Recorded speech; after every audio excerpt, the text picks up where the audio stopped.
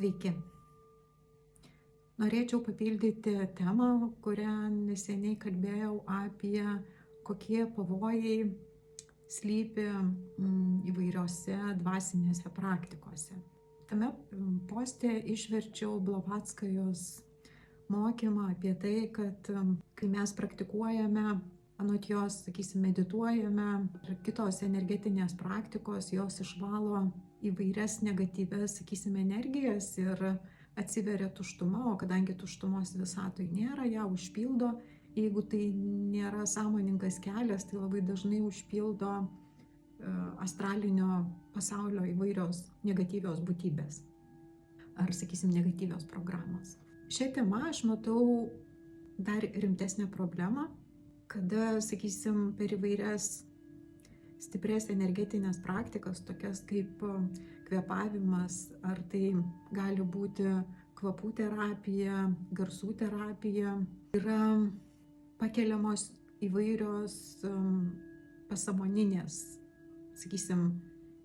negatyvios patirtis, gali būti pakeliamos ir iš praeitų gyvenimų, bet dažniausiai, šiame gyvenime ir žmoguje pakyla tokie jausmai kaip kažkokios labai didelės baimės arba, tarkim, jeigu tai buvo kažkokios tai klaidos, savikritika, tas savęs teisimas, kur žmogus negalėjo savo niekaip atleisti ir tai nuėjo į pasąmonę, o pasąmonė yra toks mechanizmas, kad nervų sistema neperdegtų, tai yra tie kažkokie stiprūs išgyvenimai, kad nesuardytų tos visos nervų sistemos, yra sudedami į stalčiukus ir neleidžiama būti tam paviršiuje, kad žmogus nepatirtų nuolatinį ištisinį stresą. Tai šis mechanizmas yra geras, kad apsaugoti žmogaus protą, kad žmogus būtų sveiko proto, tačiau tų įvairių praktikų metu pakyla tos iš tų stalčiukų tos įvairios patirtis, žmogus taip ir paliekamas.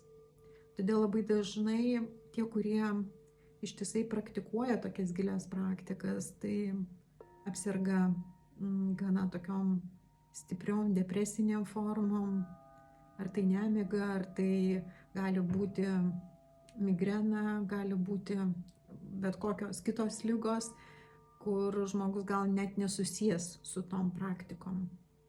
Pati meditacija, tai šiaip aš nematau ten didelės grėsmės, nes retas, kuris žmogus iš tikrųjų medituoja. Tai, kad žmogus užsimerkia ir atsipalaiduoja, tai čia dar nėra kažkokia meditacija, nėra kažkoks gilus ėjimas labai gilyn į savo užslėptas tas patirtis. Yra visai kitas dalykas, kada tas žmogus, kuris veda tas meditacijas, atidaro stiprų energetinį lauką, aukštų vibracijų ir, jeigu žmogus yra nepasiruošęs dar tom energetiniam vibracijom, tai jos paprastai gali sukelti gana ilgalaikį chaosą. Kaip ir minėjau, įvairios ir dailės praktikos, meno terapijos, ten, kur ir naudojami kvapai, tai pakelia viską į paviršių.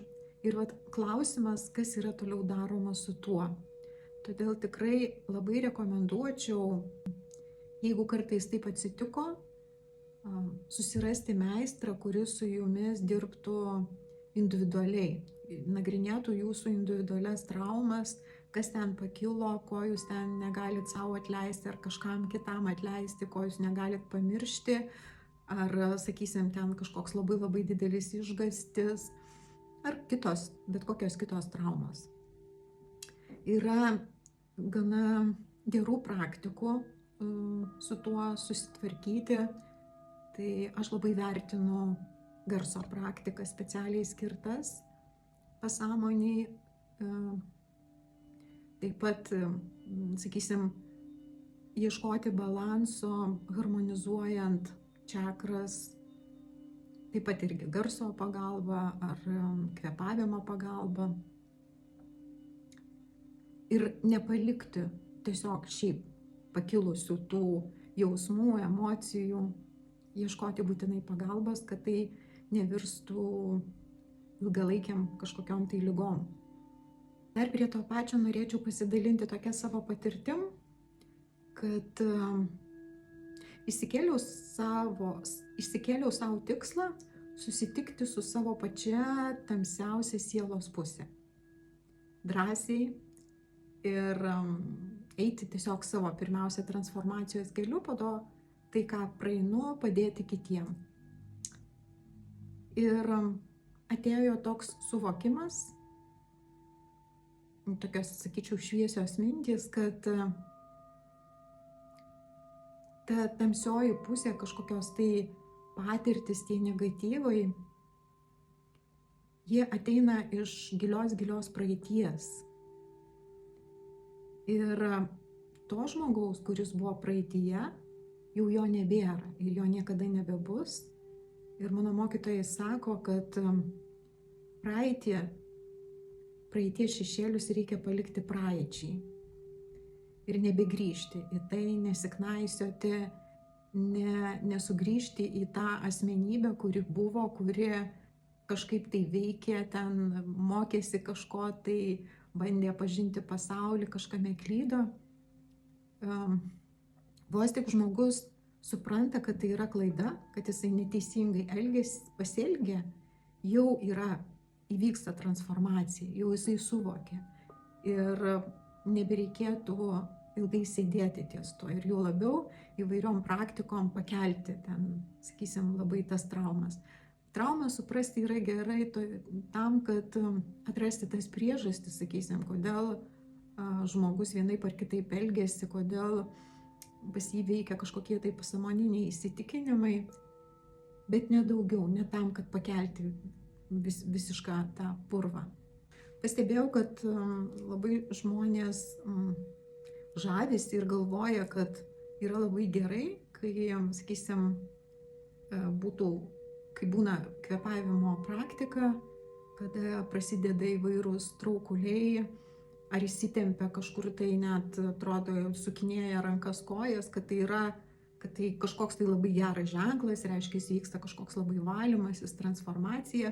Aš manau, kad tai tikrai nėra geras požymis, nes būtent rebefingas kvėpavimai, jie pakelia energetiką, išplečia labai didžiulį energijos lauką žmoguje ir jeigu žmogus nepasiruošęs tokiam dideliam kiekiui energijos, aukštų vibracijų, tai pas jį gali pakilti, kaip ir minėjau, labai daug tos tamsos ir vat būtent ką įrodo įvairūs traukuliai ir taip toliau, nes sąmonė negali to sukramtyti ir vyksta pasipriešinimas, vyksta kūno pasipriešinimas. Tai visos šitos praktikos yra gerai, tačiau jeigu tai yra mažais žingsneliais, jeigu tai vyksta visą tai švelniai, su kantrybe, su profesionaliu į tai žvilgsniu ir žinojimu, kad nepakenkti savo. Nes kai šitie dalykai virsta paprasčiausia mada ar noru užsidirbti, dėl to, kad čia kažkas tai tokio ypatingo, ko galbūt kiti nemoka, nežino, tai tik padidina sergančiųjų armiją. Tokiai greitai pagalbai įkeliu nuorodą iš mano YouTube kanalo įrašų, kur ten yra praktika skirta pritraukti finansiniai gausai. Tai yra išsilaisvinti nuo įtampos, nuo streso, nuo kažkokių tai negatyvių būsenų. Ir nors pati tema yra skirta finansiniai gausai, tačiau jinai puikiai tiks žengti pirmuosius žingsnius, kad, sakysim, išsivalyti nuo tos pakilusios negatyvios energijos. Praktika labai paprasta ir linkiu sėkmės.